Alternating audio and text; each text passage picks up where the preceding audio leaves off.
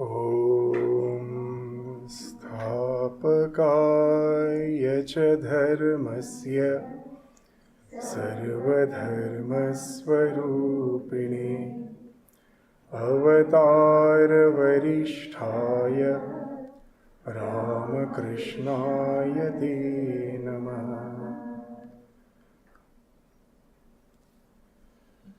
So it's quite long. After many years, just I'm seeing so many familiar faces. It's really wonderful to meet you all after such a long time. So as I planned to come here and it was the weekend, so our Maharajji requested me just to take this today's Sunday class. So today, just a very general topic, that how to find peace and happiness in life. And that just let's discuss. So that's the topic. I think we all in common desire for that. Whatever may be our faith, whatever may be our denominations, whether we have any faith or we don't have any faith, whatever it may be, that no one wants dukkha, suffering. Everyone wants happiness. As in Swami Sunishthananda's class, we again and again hear this, that the aim of life, this atyantika dukkha nivritti, parama sukha prapti. So this is the thing which we all desire, that there should be the annihilation of suffering totally, and we should have in our life unadulterated bliss, which is like taila dharavat. In the scriptures they say, it's just like the pouring of oil from one vessel to other. When you pour oil from one vessel to other, as there is no because of the viscosity, there is no interruption. It's a very constant, continuous flow. Taila dharavat. So we all desire the happiness should be like that. But in our life we find that we do suffer, because in the very Buddha philosophy it starts with that. The very first Arya Satya is there is dukkha. And the question is, can we really annihilate suffering? So we will find that the thing which we will try to discuss today, this suffering is inevitable. In life, suffering is inevitable. But what we do with our mindset, we increase it thousandfold. That if the basic facts of life, jara, vyadhi, mrityu, it is always there waiting for us. We know that life is a flow. Nature gives us everything at certain point of time, and again takes away everything at certain point of time. That's the way the nature is. We are all as a youth, we are all aspiring. We have this tender future in front of us, and we find that whether we will it or not, as we age, all our faculties starts dwindling. We get weakened in body, mind, spirit, and nature gradually takes away everything, and we have to give away. So if that's the basic thing, that suffering is the basic thing in life, then how can we think of enjoyment? So here, in Buddhist philosophy, this is the thing they say, that yes, the nature do contribute to just 20% of our suffering. We, with our mindset, add up another 80% to it. Another 80% to it. So it's not the external circumstances which are responsible for our suffering. It's the way we react to that situation. That's the real primary cause for all our suffering. So how to train the mind, that how to think of reformation from within. Whenever there is some mishap, we always think of some reformation from outside. So nowadays they speak of bottom to top reformation, from within to without reformation. So how to change our mindset so that we can reduce our suffering and do enjoy a bliss in our life in spite of suffering. So it's not that we can avoid suffering, but we can transcend suffering. So what are the basic traits? So we will take some basic traits which if we can inculcate in our life, we can enjoy a perpetual bliss in our life and reduce our suffering. The very first thing I would say is the cultivation of compassion. It's very, very important in our life to practice compassion. The more compassionate we are, how much it helps others we don't know, but it helps ourselves. I still remember when I was in India, in Belur Math, that was the 75th year of Seva Pratishthan, our hospital centers. That was the 75th year anniversary. The Foundation Day celebration was going on. And in those days, it was the communist government in West Bengal. They were ruling. And you know, as per the communist ideology, they don't believe in God. So now when the health minister, he was actually the chief guest, he was asked to address. So still remember, the very first thing he told, you Swamis are very cunning. We were really shocked that what he's saying, why he's saying that. It was a huge gathering of monks. Well, you have somehow learned the art of living. What's that art of living? So we constantly think of ourselves and see, I have already developed blood pressure, blood sugar, everything. And you are constantly serving others. You look quite happy, healthy, hale and healthy. So that's the cunningness which he actually intended to say. So as he was from that communist background, of course he never brought the topic of God. But Swami Vivekananda gave a very, very broad definition of God, which even an atheist can also believe in. Very simple. Unselfishness is God. As Sri Ramakrishna, we will find the same thing Sri Ramakrishna is saying. When someone asked Ramakrishna, when shall I be free? His answer is very wonderful. When that I is within the inverted commas, when I cease to be. Ami mukto hobo kobe, ami jabe jabe. That I is the real cause of all our suffering. And that's why we find that the practicing of the compassion is something very, very important, pertinent in our life if we really want to have a good quality of life which speaks of peace and fulfillment. So what actually is compassion is? Nowadays they say it is a combination of empathy and altruism. Empathy and altruism. We'll find it's very similar to Swami Vivekananda's idea of having a very a wholesome personality, a personality which speaks of the building of character, this character building, this education which Swamiji used to speak of. He used to speak of 3H, head, hand, heart. So we'll find almost the same thing has been spoken of here as the definition of compassion. Empathy and altruism. What is empathy? To really feel for others, to keep yourself at others' background. Just try to think yourself in the other's background and try to feel this real cause of the suffering of the other person. So they say if you see a person just limping, maybe you don't know that most probably there is some nail in his shoes. So they say that you open your shoes, wear the other person's shoes, and feel the cause for which he is limping. So that's actually is empathy, to really see the things from the other's perspective. Just to give an example, that most of the time we become very rude to others because we don't understand the other person.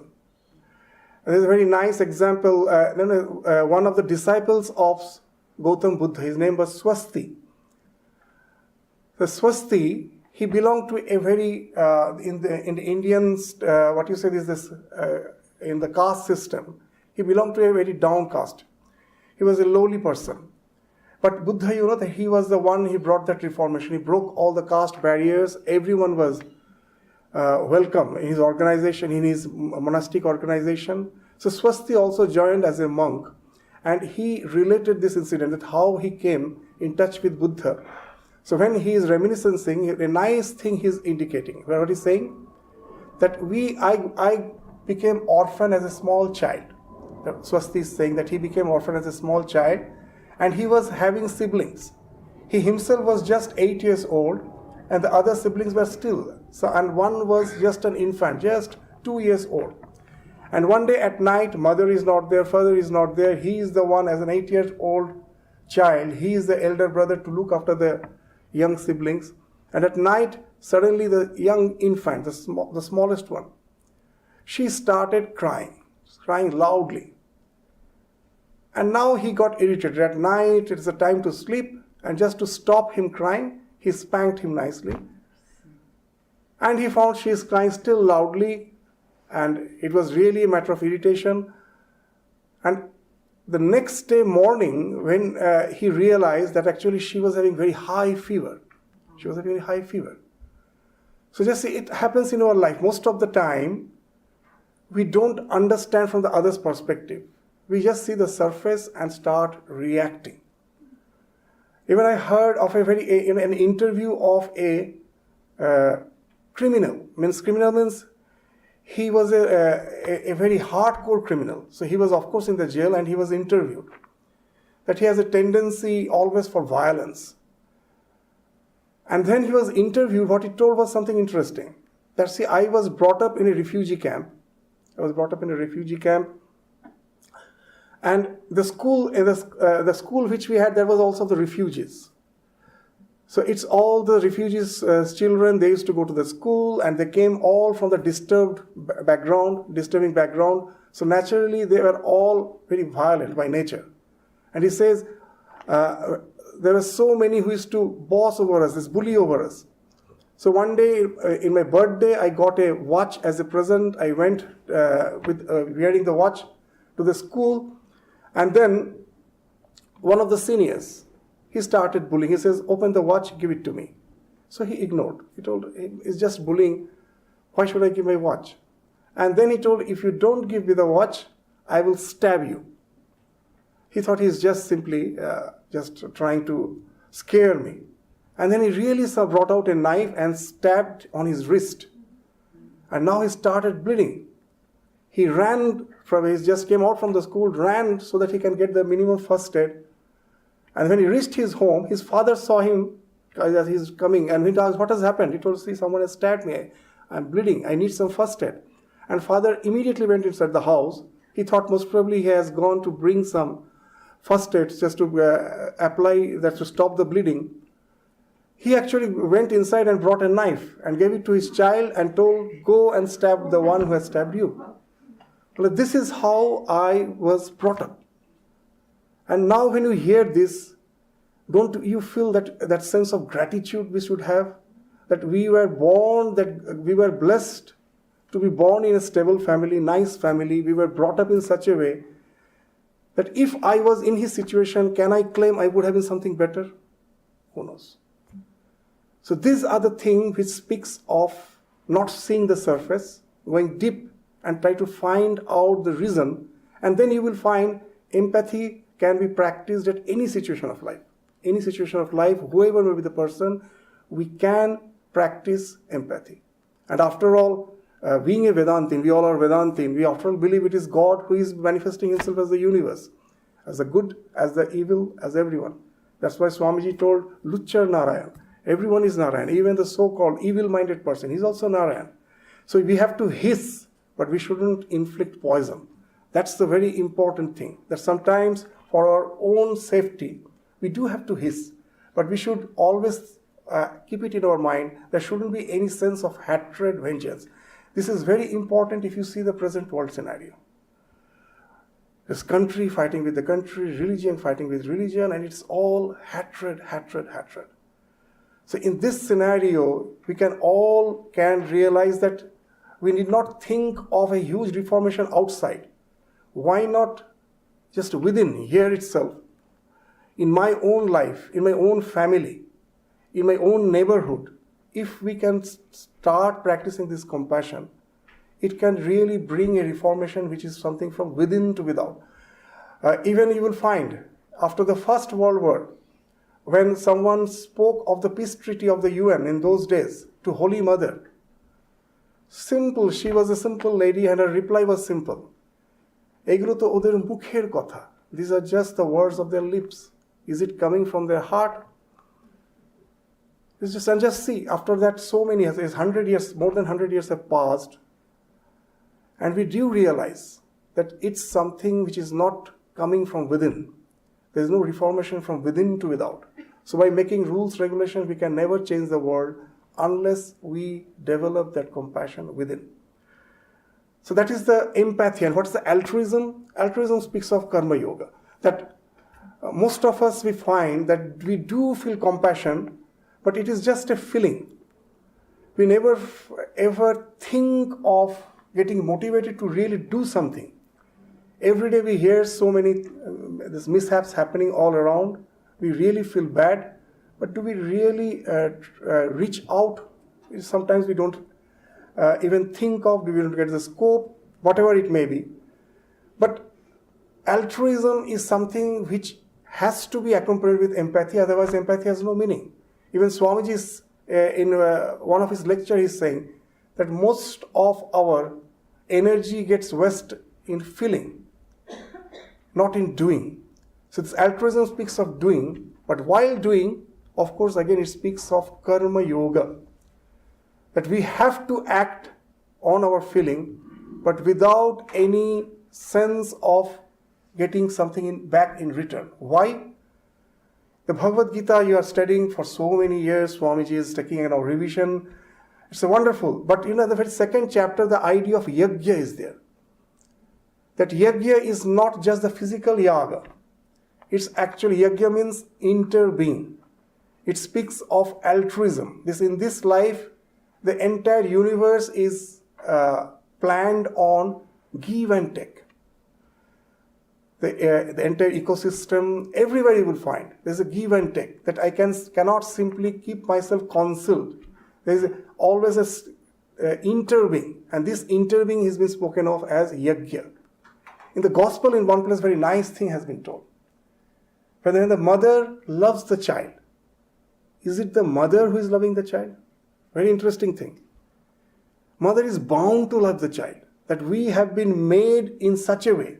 If you believe in God, just you can of course feel that God has made me in such a way.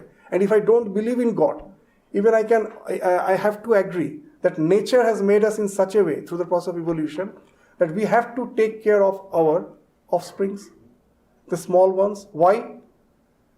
The child is almost helpless, but the mother feels the love welling from the heart. She doesn't have to cultivate it. It is already there. It is already there, implanted in her heart. Now what happens, that why the mother suffers? Because she starts thinking, it is I who am loving. The sense of karta comes.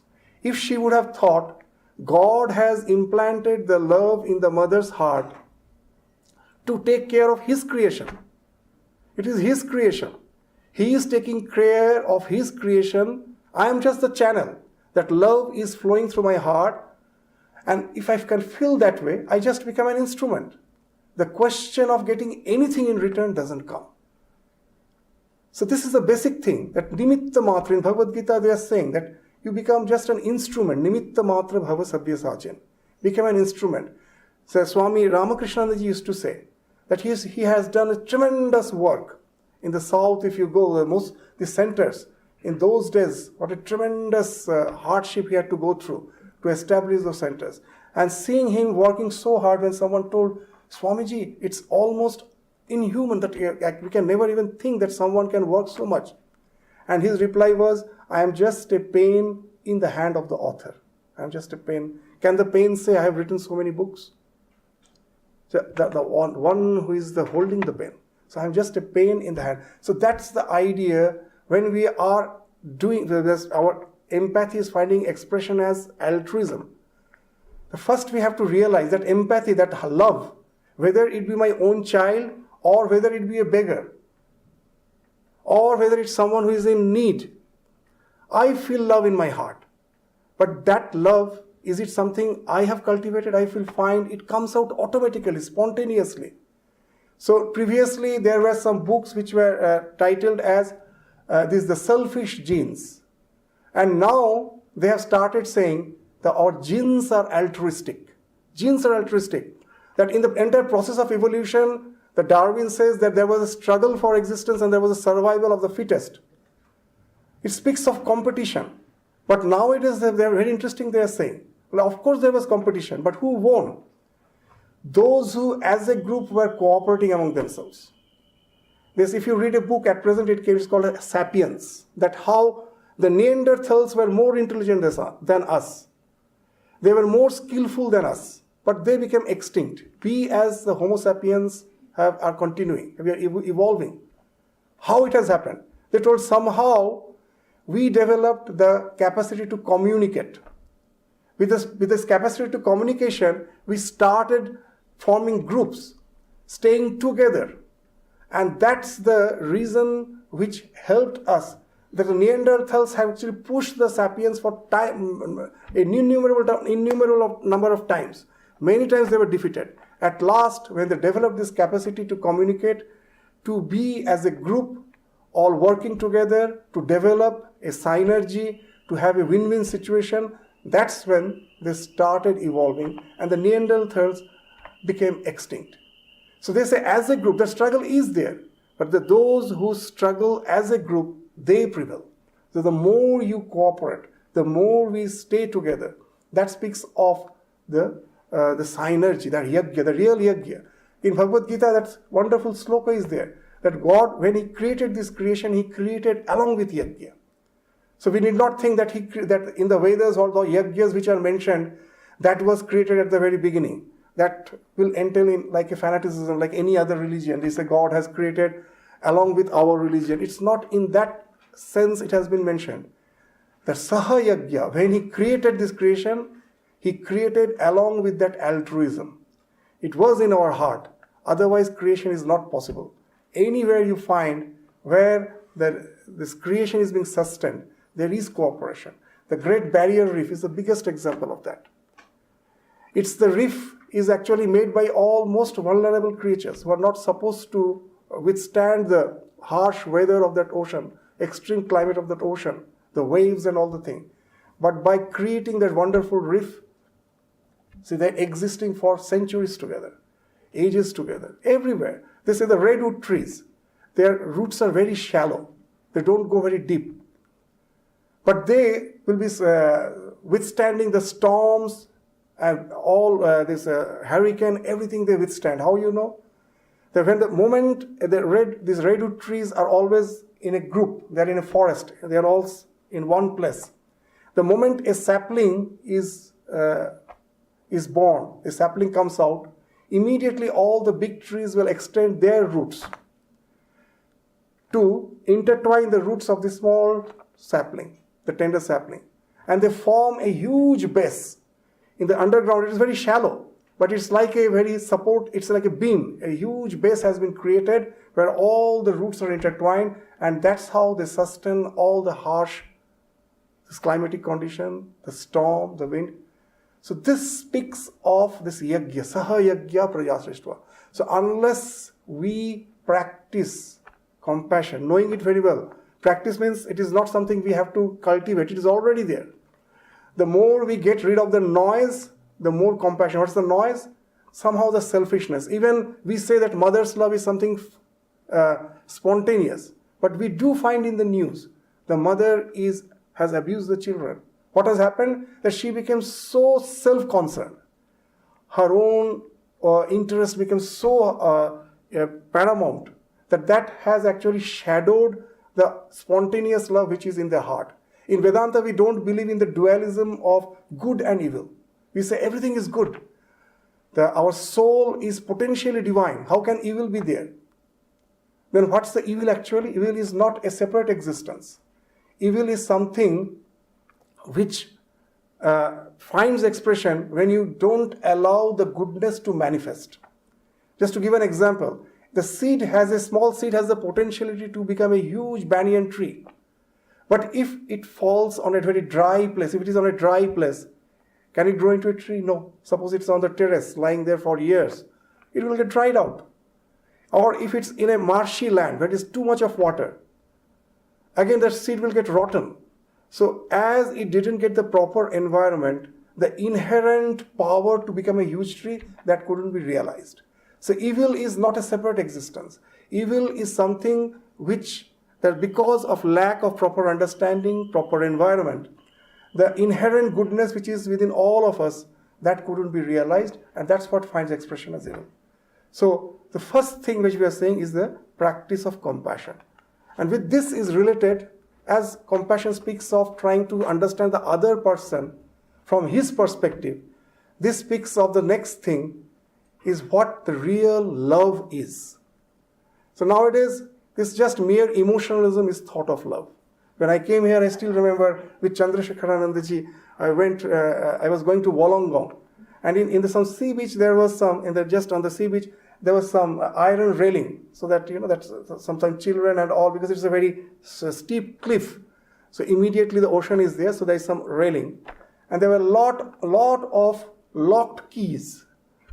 So I just came, I was new at that time, so I asked Chandrasekharanandaji, what all these keys are? And then they told that, these young ones, when they fall in love, they bring this lock and key, and they will lock the key in the railing, in this iron railing there, and throw the lock is there, the key they will throw in the water.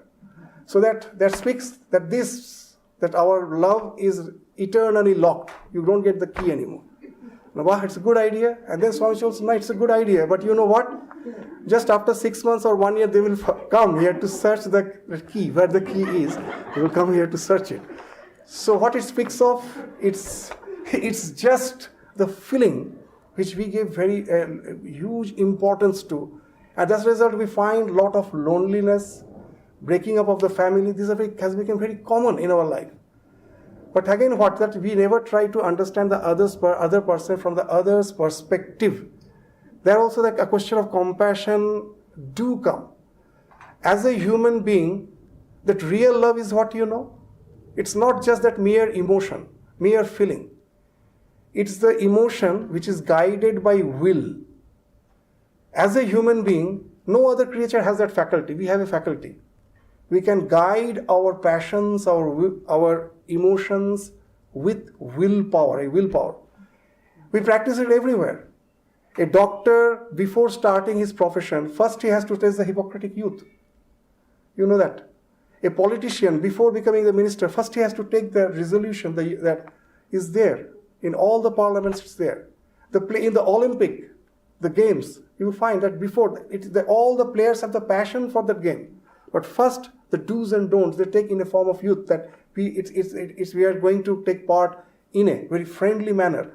So this resolution is everywhere. Even it's the same thing is in the marriage, in the wedding. You know why the wedding ceremony, always you have to invite guests. It's not all just two person taking the, the resolution. Why you have so many guests? Because resolution taken alone is no resolution at all. Others should know that what resolution you have taken. So you have to fit them nicely. So to bring them, you have to fit them nicely, and then you take the oath in front of all. What it speaks of, that this is the oath I'm taking in front of all, it speaks of the resolution which will be guiding my emotion. Emotion is secondary, this will is primary. As long as we can practice that, we are human. Otherwise, there is no difference between me and an animal, isn't it? No difference. This is the only thing if we can practice. And this is the thing actually, this basic practice speaks of our devotion too. Because in general, we will find all are complaining that you say, have devotion to God. But I don't feel love. How can it's not something which can be forced. So we will find in our scriptures, they say, this Chaitanya Charitamrita, a very nice line is there. Ei Horinam nite nite bhakti mukul fudbechite. That go on taking the name, the devotion will come. So first the will is there, that I have to willfully do it. Though I may like it or not, that as I have been instructed, my guru has instructed, morning, evening, I have to sit down, I have to repeat the name of the God. It just as like a duty, whether I like it or not. How it helps? It helps. You know that nowadays they speak of the neuroplasticity, that out of necessity, what you do again and again, that creates a path in your mind. Your mind gets wired. And once it gets wired, you forget the necessity. You just become obsessed in doing it. When we read the Gospel of Sri Ramakrishna, many complaints that from the beginning to end, again and again, Sri Ramakrishna is saying that this Kamini Kanchan Maya, lust and gold is Maya. So much of repetition. Some even says Ramakrishna is a misogynist, that he hates women because the Kamini word he is using. But just if you really delve into those words, try to find out what he's saying is very interesting. So what's the common thing from a bacteria to a human being? Two things, only two things. A bacteria also, to sustain itself, will have to have food. And for having the future, means to continue, to sustain itself, it has to procreate. The nature has to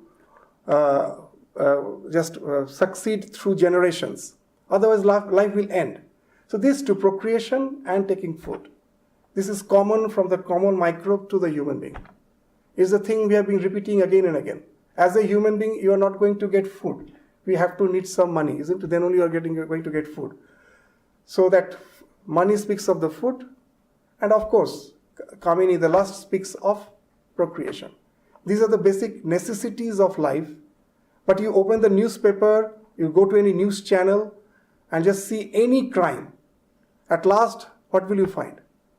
99% of the crime at last boils down to this too. What has happened?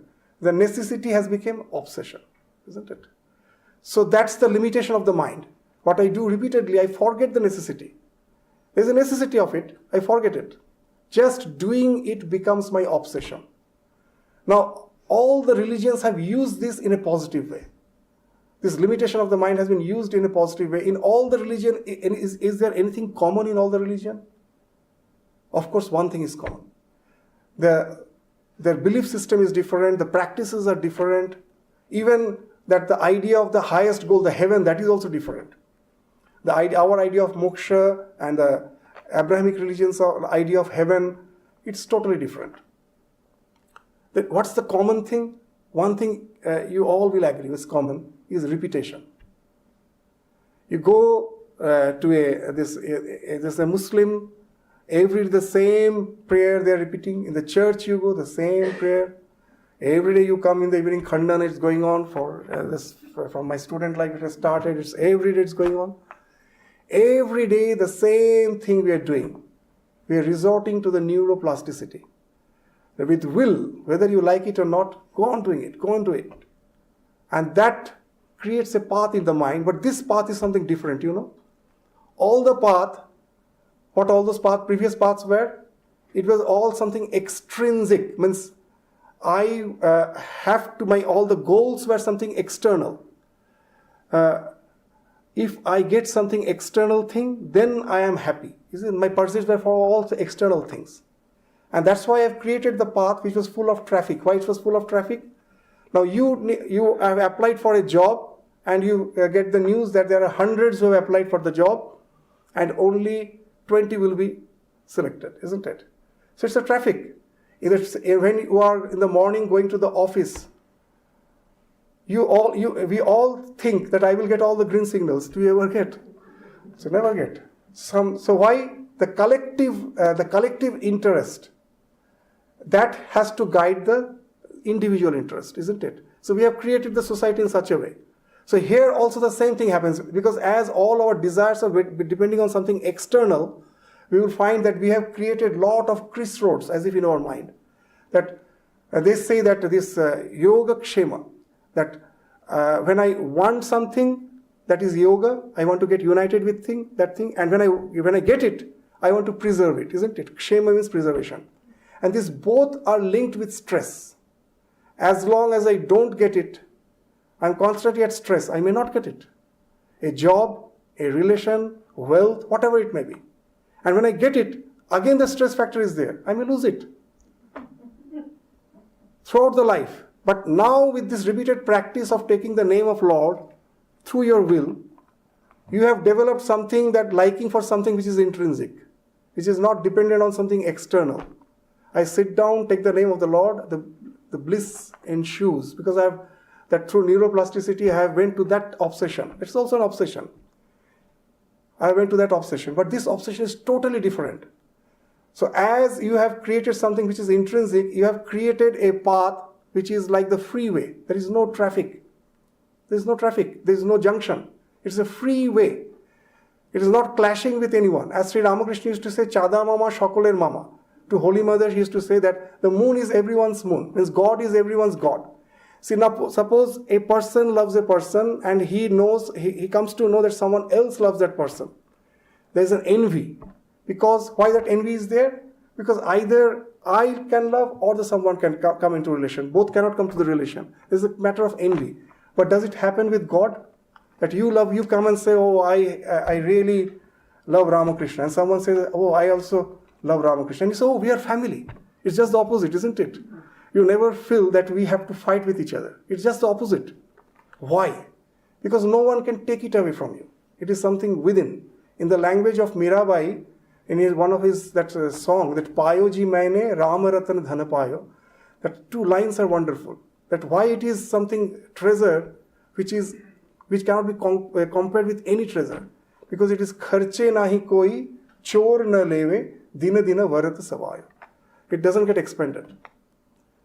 The more you practice, the more the groove deepens, the more intense you feel the love. No one can steal it away from you. And it goes on increasing. So it is such, you have created a freeway. Now in our life, you will find that if there is a freeway, why should I go through the traffic? So the renunciation happens spontaneously. Once you develop the raga, the love for some spiritual goal, this automatically helps you to get rid of the others. Because you have created a freeway. Others are always related with stress and strain. So this new love helps you to transcend the so-called all the sufferings of life. Because this is a love which is so intense, where for that the other things all things get shadowed. All things get shadowed. So this also, that's why we are discussing it today along with this idea of these two loves the same. There's marital love where you find that the husband and the wife is guiding their relationship with the will, not giving too much importance to just the feeling. That love is sustained, and the same equation works even in the divine love. That's why you will find in our order one thing is this told that unless you have a very good integrated family, you can never have a good monk, because it's the same training to guide our emotions with the will. That's the training we start from our home. So unless that integrity is there, a very integrated family is there, you can never get a good monk. As even our Swami Sunishthananda again he quotes one thing. Madhavanandaji used to say that the monks are not created in the heaven and thrown on this earth. They came from this family, from this all. It is your family. It is that from where these monks have came. It is from the human society only. So even a monastery reflects the society from where it is coming. So unless you have a strong integrated household, we can never think of an integrated personality. So that's the thing which we again find, that this compassion is again related with real love. So now let's go to another aspect of this how to get rid of suffering and have perpetual bliss, peace in life. It is changing of perspective. The third thing I would say. First thing as we discussed was compassion. Second is real love. Third, we will say it is the changing of our perspective. What's the perspective? In the words of Swami Vivekananda, this world is not a pleasure ground.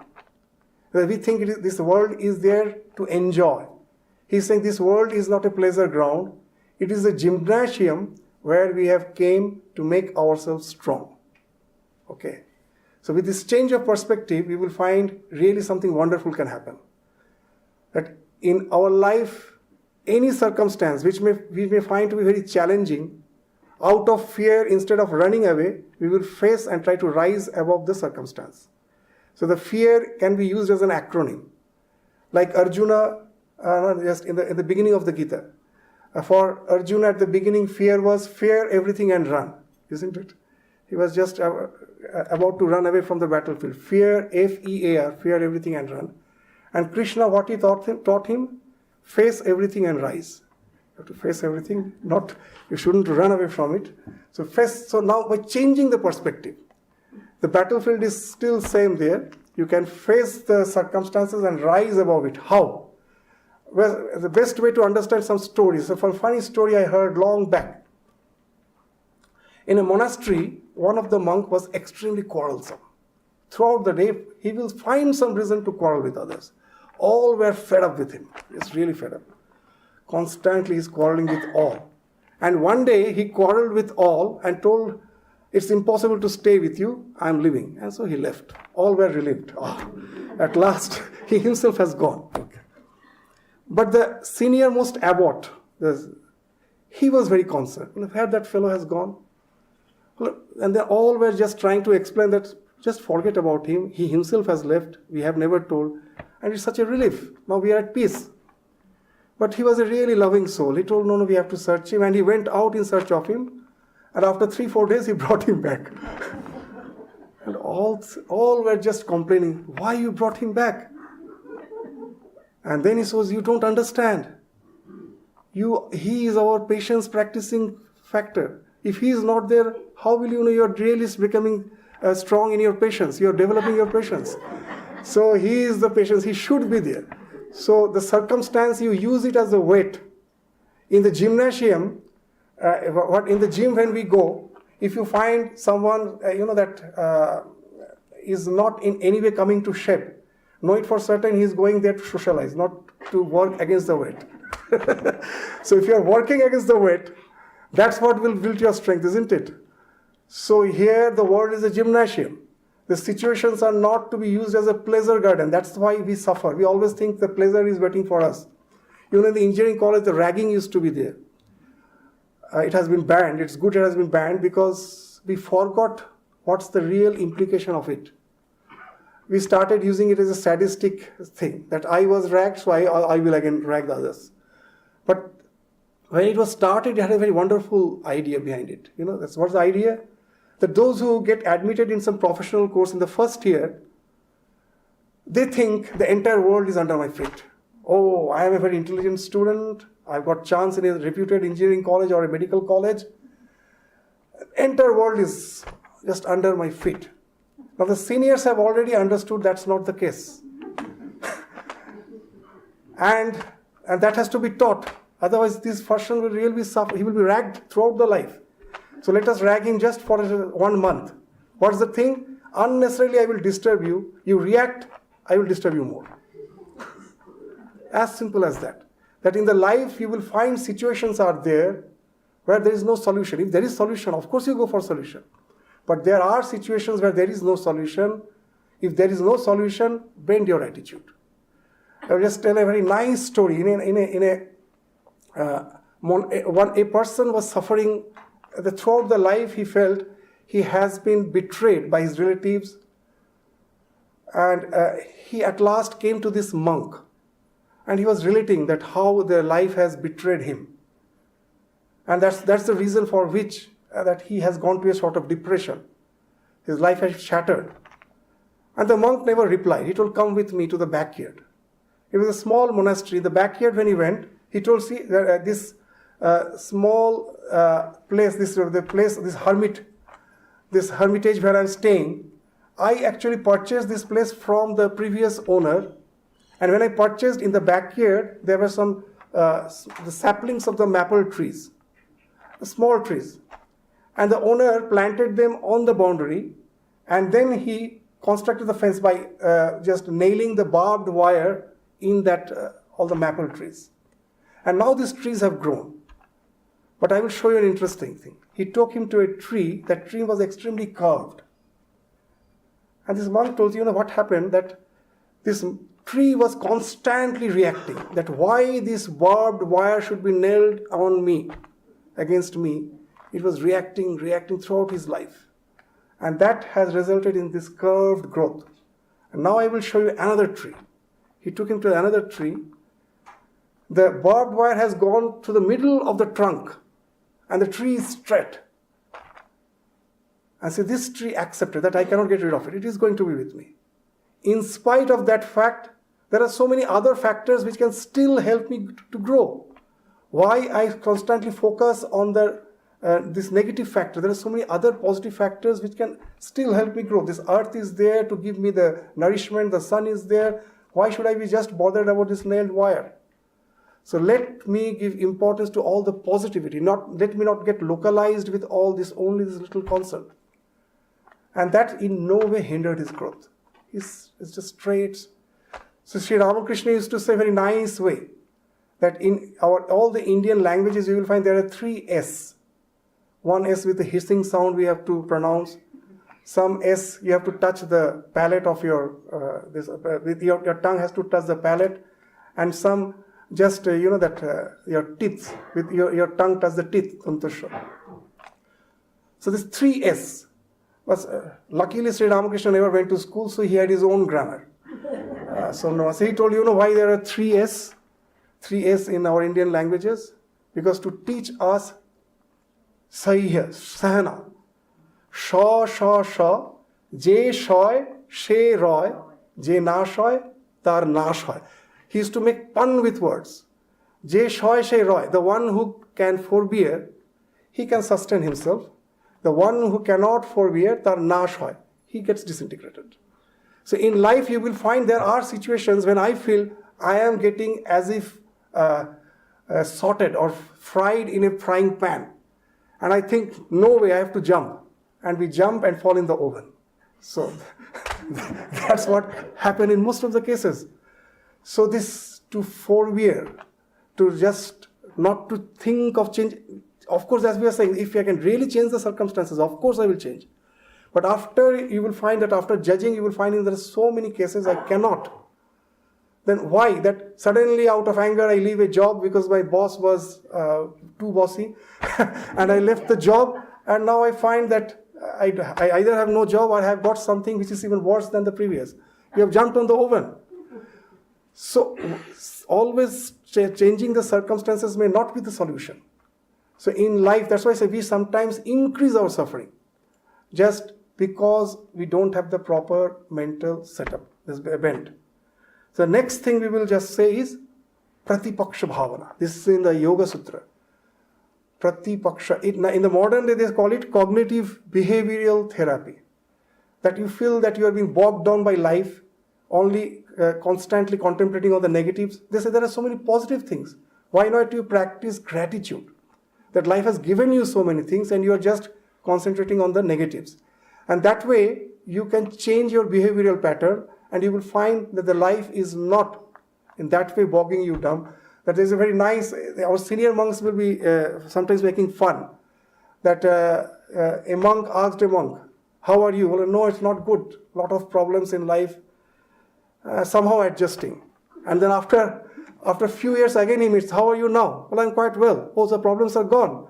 Well, no. They are still there. They're still there. But I have learned. I've learned to stay with them. So that's very important.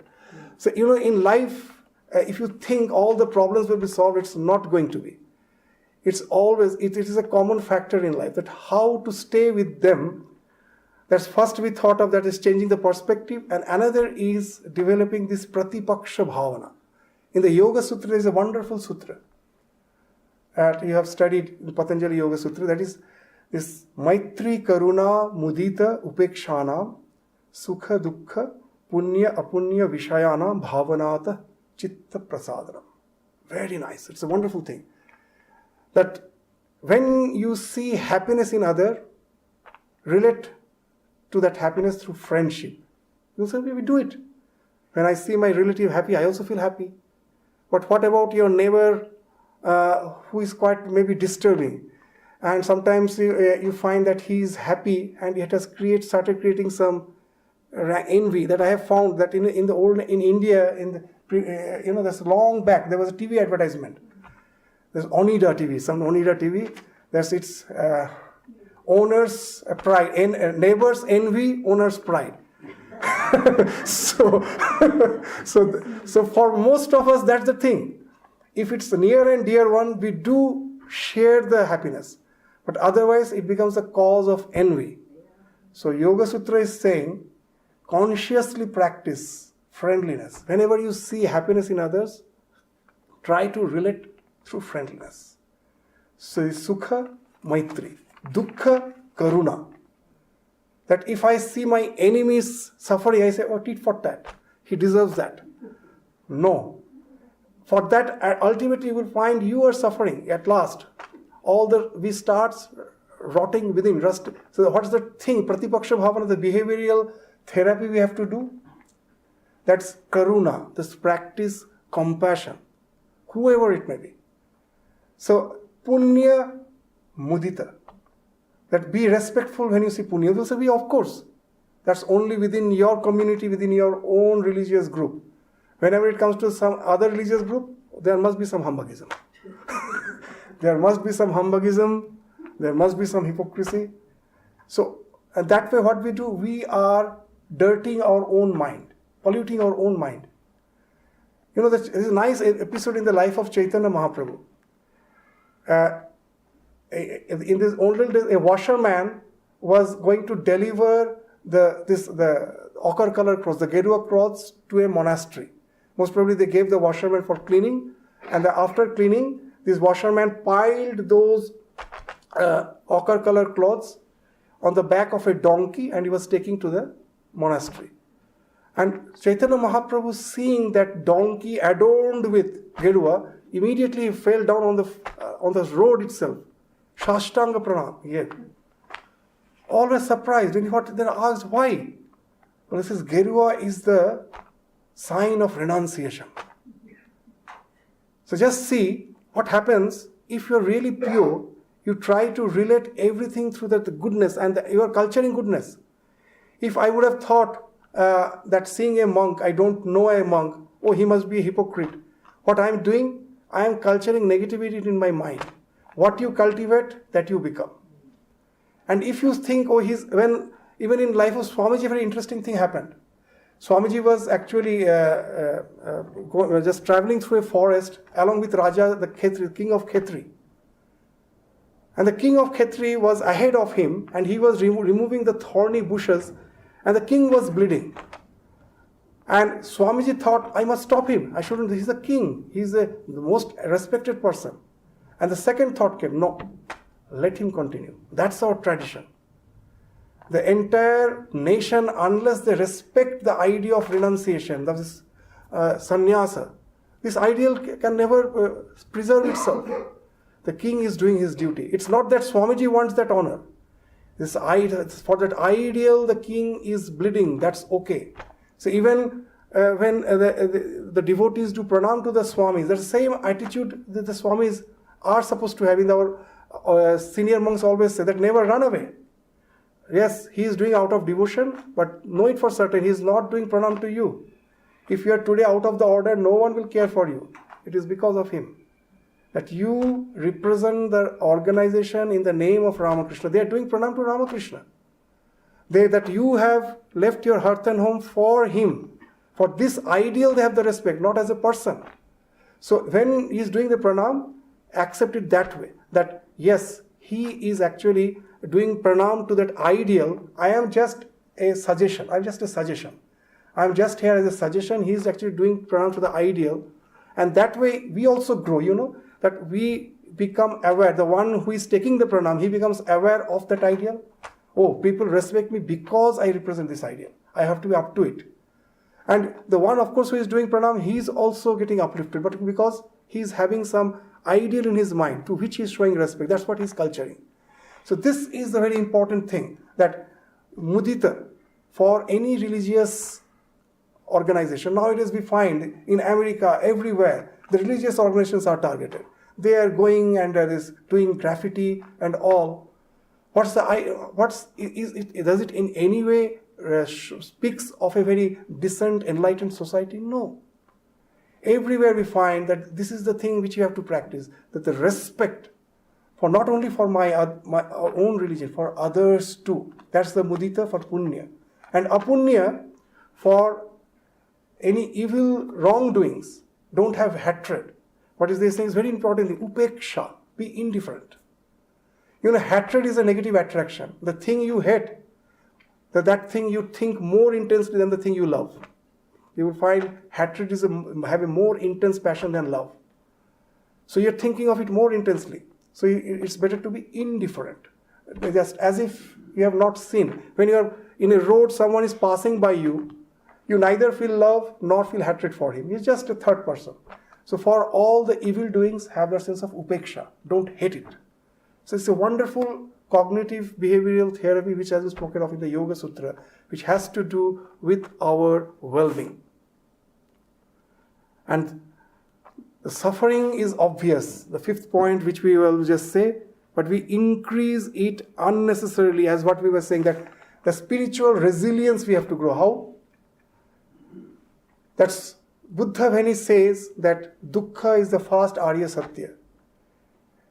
It's not pessimism, it's a fact. Can we deny that life is a flow where nothing we can withhold? That all the things which we have gained, at last we have to all relinquish. Nature gives us everything at certain point of time. Youth, beauty, wealth, position in life, it gives. Everything is taken away. Everything is taken away at certain point of time. So, when we meet after many years, we do see a few more extra wrinkles, isn't it? We of course see. No one can think of becoming more and more young. So that's what life is. It will give, it will take away.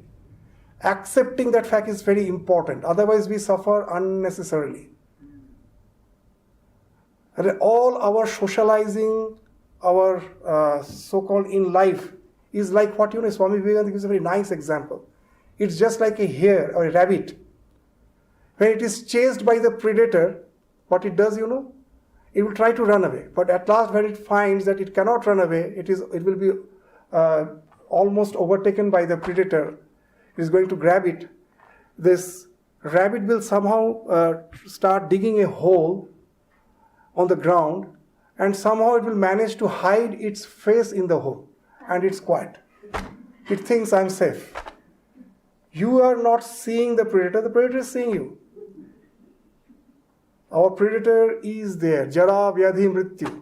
However, we may socialize, do partying, trying to forget this basic fact of life, that they are there. It's just like that rabbit we are. We are just trying to hide the face without facing it. But then how to face it? This facing is important, and it actually, to speak of death has become a taboo in the society, but it is so important.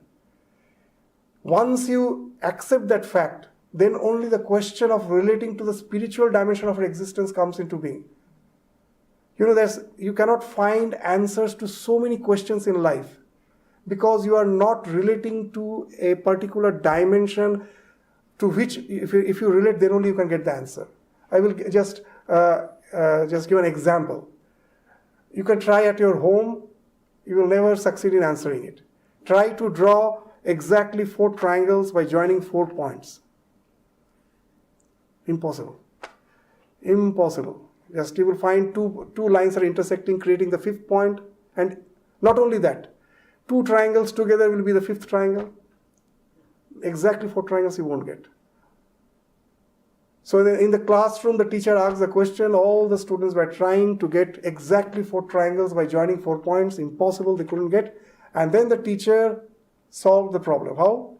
He spotted 3 points on the whiteboard, and drew 1 triangle. 3 points, 1 triangle.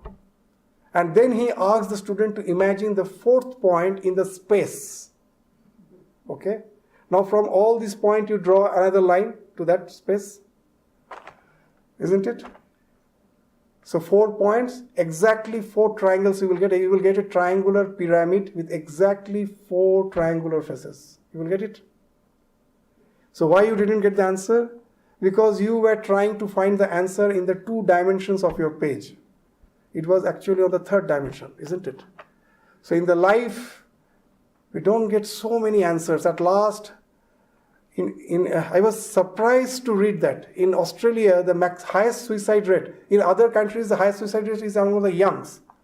In the medical students, sometimes they find, I cannot complete. Life is unpredictable. they commit suicide. In India, in medical students, the highest maximum rate of suicide rates are there in India. Even in IITs nowadays we find. But in Australia, it's something different. It's very surprising. The highest suicide rate is 85 plus age. Many, yeah. You know why? The life appears to be meaningless. For what? I just live for few more years for what? Better die. Why it happens? Because we are trying to find the answer in two dimensions of the here also. Only this physical plane we take into our consideration. We never try to relate to the spiritual dimension. This life is not the be-all and end-all of my existence. I am the spirit, which is the Trikal Avadita Satya, which is, which was, which will be. I am in that plane always. I am just a traveler. I am just traveling. This is just a journey. And if that's the thing, which is always there, then in spite of all the suffering, life can be quite entertaining, you know. We all find entertainment in the roller coaster. It's not supposed to entertain us. But we find entertainment. You know why? It has been designed in such a way that though it is taking me to the heights and then again throwing me down, taking me to a very sort of sharp curve, I know I have been actually tied in such a way, nothing is going to happen to me. I am safe. Though it appears, so it gives the thrill. So if you really know that I am the self, life is a roller coaster. You can enjoy. So that the third dimension is very important. It's very important. Unless we relate, we can never have resilience. When there is suffering is there in life, I think there is no way out of it. You know what's the difference between an optimist and a pessimist? The optimist every time thinks that last time I failed, this time I will succeed. But for the pessimist, they have learned helplessness. They say, this learned helplessness means I was helpless in the last situation. I went through some inescapable trauma, and that have resulted me in a situation when I felt I was totally helpless. So I have learned helplessness, and now I start thinking I have got conditioned. Even if a situation is there which I can overcome, I think no. So I have developed a defeatist attitude. And now they say, what's the difference between an optimist and a pessimist? An optimist somehow never feels that always I will be bogged down. It's a very cruel experiment. Nowadays they don't do, but in the olden days, when these experiments were done, the 10 mice were kept in a transparent box, where in between there was some rollers, and other side there was some food. Now when these rats felt like having the food, they tried to cross the rollers, and it was having almost no friction. So when they tried, the rollers were rolling, they were trying their best. It became something like in the gym when you run a treadmill. It has become something like treadmill, so they are trying their best. They cannot go to the other side. Now, after some time, they increase the friction, a little friction. Now, very interesting thing. Out of the 10 rats, 8 never tried at all.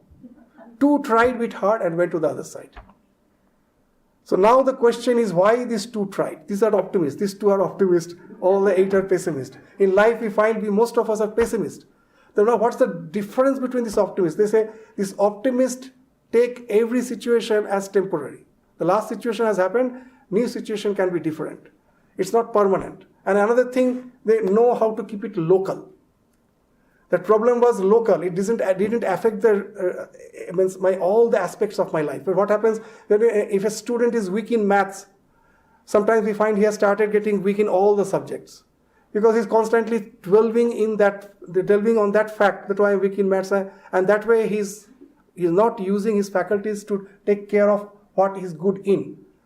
I am good in most probably 90 things, and 10 things I am bad. If I'm constantly thinking of the 10 things, I don't get time to take care of the 90 good things. So that's how we will become more and more degraded. So an optimist knows to keep the things local, and they never make it all pervasive. The pessimists make it all pervasive. So for one who has developed the spiritual dimension, you find a very interesting thing. Of course, it is not permanent. Nothing can affect the real me. It can never affect. So whatever may happen to my life, the real me is, so let me enjoy the roller coaster. So it's not permanent, it's temporary. And it's again local. It has just affected a part of my life. The real me can never be touched. In this Khandana which we sing, in that the two lines come, Shampada tava Sripada bhava goshpada variyatha. That's the idea. That if I hold on to your feet, that's a treasure. What's the treasure like? This life is something like an ocean, as if you feel like to cross it is impossible for me. But when I hold on to your feet, it becomes like goshpada.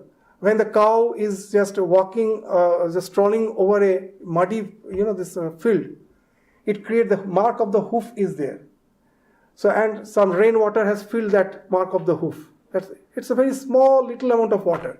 Even a frog can jump over it, isn't it? And Swami Vivekananda has poetically he's saying that when I hold onto the feet of the Lord, then this world which appears as ocean becomes just like the hoof mark of a cow. It becomes just like the hoof mark of a cow.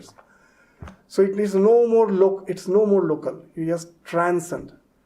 So now you find that all these factors which we were actually speaking of, it speaks of the changing of the mental orientation.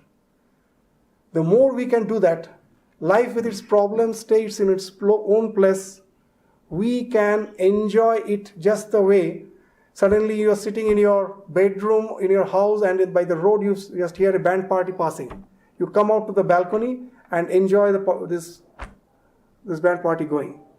It comes, it goes. Agama, apayina, anitya. Tang titiksha. You can transcend that by just observing it, knowing it for certain. It cannot affect the real me. It comes, it goes. It is anitya. Tang titiksha. So persevere. So the more we develop this faculty, the more happier we are. So with this, we conclude our discussions today. Thank you all. Namaskar.